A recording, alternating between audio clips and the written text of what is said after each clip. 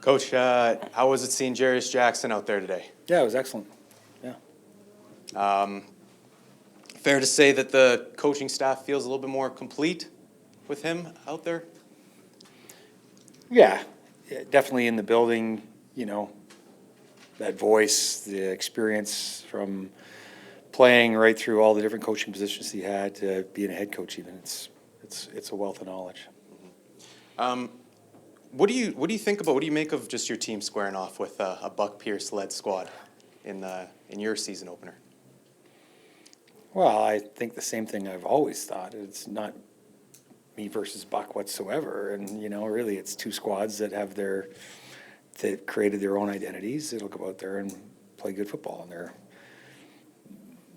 it's always about the pros versus the pros, not necessarily the coaches. It's fair to say though, there's a chess match there, obviously, as there is in any football game. Is there any more excitement with the chess match against a guy who you were working so closely with for so long? No, not like that. I'm excited for Buck's opportunity. I was excited for him to get his first win. It's pretty neat to watch. There's always going to be a personal relationship there.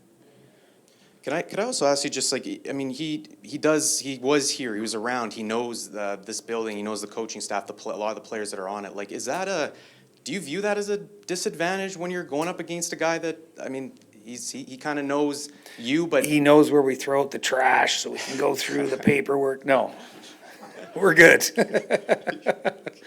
Diving too deep into it then. Yeah, I think you're looking, it'll be good to see him. Okay, sure, thanks. Along that line, he knows Zach very, very well, so he could pass that along to another coach. Is that a thing that happens at your guys' level? Yeah, I'm assuming so. I'm assuming there's conversations about information or, thoughts you've had over your time here. I think it would be natural.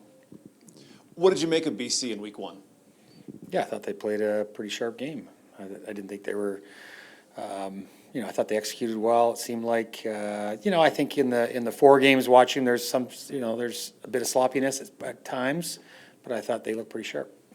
And just back to Jarius, what are your hopes that he can bring to the team, the staff, however you want to frame it? Yeah, it's experienced set of eyes, confidence in the pass game with the quarterbacks, the conversation with the quarterbacks because he played the position at such a high level. All that. It all adds up to the idea of experience, right? He just brings that knowledge base and the vision, from that position. Because he was physically away from the team, is there any sense that he has some catching up to do, or do you feel like he's on? I'm sure I'm sure he would feel it a little bit too, possibly. I'm sure there's a little bit of that.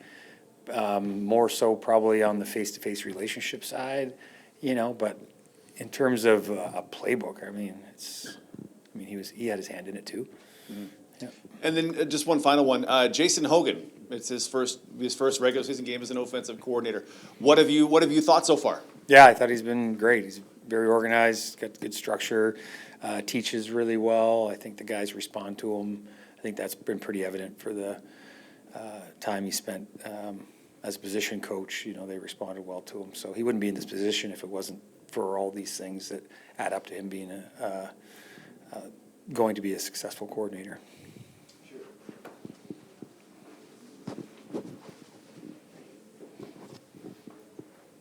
He seemed, what's the word I'm looking for?